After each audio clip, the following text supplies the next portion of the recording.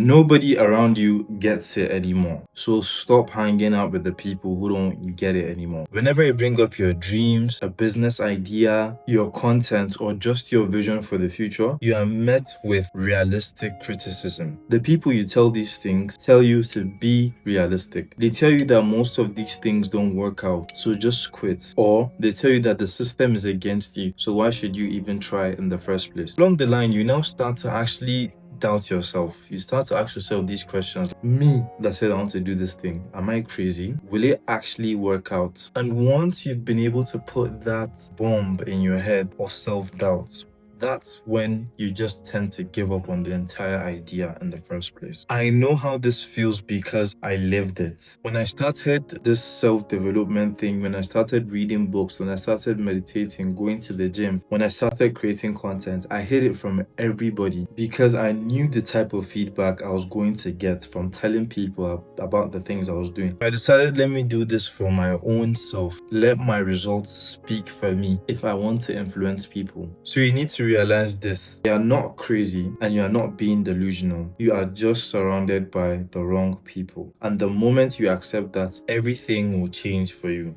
I promise. If you can relate to this, we're going to look at how do you know if someone is the wrong person and what are the signs you should look out for. Does this mean you're going to cut off your friends? And are you being selfish or mean if you're going to cut off your friend? We're also going to be looking at the solution. Who should you hang out with instead? Where do you find these type of people? And how do you become that type of person? But before we go into this video, please make sure to follow me. And if you're interested in finding like-minded content creators, people who are motivated about building personal brands for themselves, I've created a community where we have like-minded individuals like yourself come and teach each other the whole content creation thing, building a personal brand, and all this good mindset things. Just reach out to me and let's go.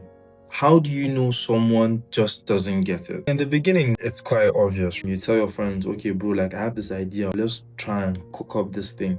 Immediately, there are some people in the group that are telling you, nah, bro, with this guy, you don't come up with your crazy ideas. This is really discouraging for you. You come to them again, you bring up this idea to them again, and you just bury it. Or they just cannot resonate with it. That's how you know someone doesn't get it, because you guys are not on the same level of mindset or frequency to relate on that particular topic. Another sign that someone doesn't get it is if they actually go out of their way to disrespect you. In the first place, we're not in high school anymore. It is not cool to disrespect someone because you don't know where you're going to meet that person next time.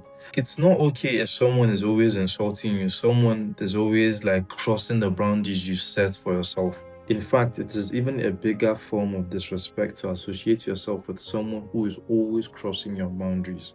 It's not normal at all. You need to draw the line between what is acceptable and what is not acceptable. I'm not saying you should not take banter from your friends, but you know the people that are genuine about it, and then you yourself, there's this conscious feeling that you have that, nah, this person is the wrong man. Like, get away from them. Another thing that will help you identify people that just don't get it is, you see, the thing with friends is, friends, you start from different stages with your friends. Already from secondary school, after graduation, everybody is going into different schools. Everybody's making different choices in life. The people that you used to relate with are not the people that you can relate with now because you guys have different topics to talk about. But what is it that made this difference? If you're on the journey of self-improvement or improving yourself, or trying to build a business or trying to build something, you are definitely going to outgrow some of your friends that you had in the past. Because the things that you really used to relate to, you guys don't have any association again. There's nothing to talk about. You want to talk about business with your friend. You want to talk about, okay, bro, how do you think I can solve this and this in my business? Like, what's going wrong? But your friend just keeps circling back into the same high school conversation. Do you remember? Do you remember? Do you remember? Or something vain that you know that it's not anything productive, right? I'm not saying that you should always have this intellectual conversations with your friends, but someone that just cannot relate to the current level that you are, right? That's what I mean by that. And the brutally painful thing about this is, the more you continue to develop yourself, the more people you're going to leave behind. So this process of actually like leveling up, you start to see that it gets kind of lonely at times because there's this contrast. You're in between the friends that you're going to start making when you reach that next level, and then you're just there in that gray area where you've also passed those friends that you were with before. Another thing we should talk about is, does this mean you should cut off your current friends, and are you being mean or selfish if you are going to cut them off? Me strongly, bro. I'm not saying you should cut off any of your friends. I believe maintaining good relationships and good ties with the people that are in your life is very, very important. But as I said earlier, I strongly suggest that you place boundaries. You tell people what you can do and what you cannot do. I have a friend that him, no matter what, bro, he cannot come out in the night. He goes to bed by 10:30 to 11. That's his own standard. And if he notices that you are that type of person that you want to be dragging him after he's told you that, bro, I can't stay up late again. Like, bro, leave me alone now. We can meet another day. If you're always persistent about that, he'll just cut you off. And that's what I mean. If you guys used to do something that you've probably outgrown and your friends are shaming you for not wanting to do that activity you used to do together, or telling you like, nah, this guy just a hypocrite. See this guy, I know this guy why I serve you. That's a form of disrespect, and I don't think you should be keeping those type of people there. You see, the people that will respect your decision, that will respect that this guy is trying to do something here for himself, let's give him that boundary. And if it's something that they want to do, or something that really inspires them, you have that reward of influencing your friends. You yourself, you have to stand on business, right? A good friend will always give you that respect. But does this mean you have to cut off your friends? No. But honestly, the only way to make progress is actually to reduce the time you spend with them in the first place. If you're always like with your friends throughout the whole day, that just goes to say that this is quite controversial, but that just goes to say that you didn't do any work for your own self, because there's a lot of progress you can make by being alone, by being in solitude. I'm not trying to say that you should just stay at home 24/7. I strongly recommend that you go out, but you should have at least 4 to 6 hours where you're just by yourself, reflecting, doing something productive, eating by yourself, doing that self care thing. It's very, very important. Spending time in solitude, meditating, planning, journaling. These are things that even if you're comfortable doing it with your friends, the results, the quality of what you just did will be better when you do it in solitude. Let me quickly advertise my business before we get into the last point. I made this course that teaches content creators how to build their personal brand. Your personal brand can really change your life. You really believe in what I'm saying because I have this personal brand about creating content, about self-development. So that's I can help you do that for a particular interest. If you want to talk about football, we'll help you create a personal brand on football. If you want to create a personal brand on cooking recipes or tailoring, I'll help you make a personal brand on that. So just make sure to send me a DM and we'll talk about it. I'll send you the link, and it also contains access to that community I mentioned earlier. Yeah, let's go back into the video. Now, where do you find these friends? Where do you find these type of people? The people that just get it, right?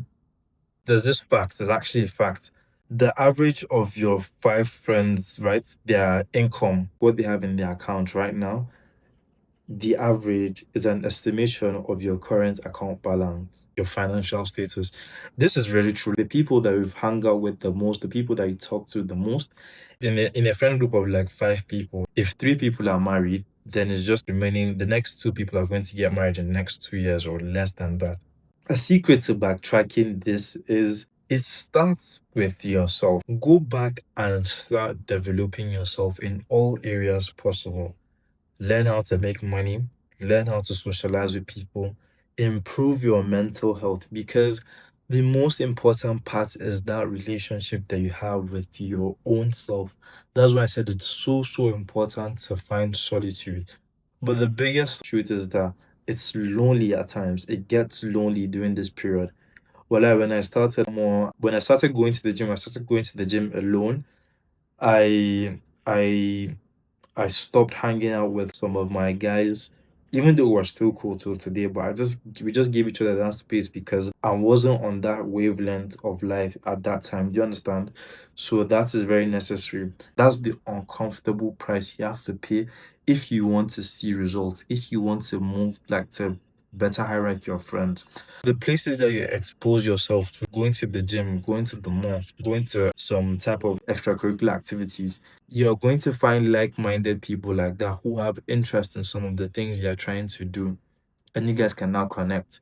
From the books you're reading or the podcast you're reading, you start to find people who are like who actually have that interest in what you're doing. That's why I'm trying to build this type of community, because it's not really easy to find such people in real life in your day-to-day activities.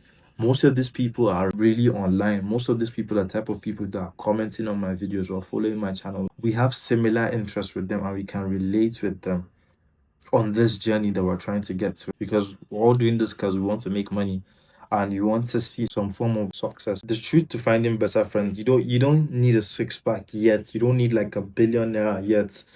You just need to first accept the man in the mirror. You just have to accept the man in the mirror. How do you spot these type of people? This type of people, when you tell them, bro, I want to start this thing. When you tell them, bro, I started this thing. When you tell them, bro, I'm doing this thing, you can see the genuine excitement they have for you. They start asking you questions like, okay, how are you going to do this? And how can I help you? You need criticism, right? You need to be criticized. Some of your ideas need to be criticized, but 90% of them need to be encouraged. And those are the type of people you need in your circle. There are people that are building something. That's why I said it's important to build yourself. They are fellow founders, fellow content creators, fellow writers, people that are doing something you really want to do as well. Honestly, start to think about the type of friends you want to hang out with and try to be that friend as well for them. If you find people like that, friends that you genuinely want to have in your life, the type of friends you want to have in your life, it's a worthwhile experience, honestly. It's really worth it. Yeah, but as I said, it starts by accepting yourself. If you found this video valuable, then make sure to follow me for more content like this, and I'll see you in the next one. Let's go.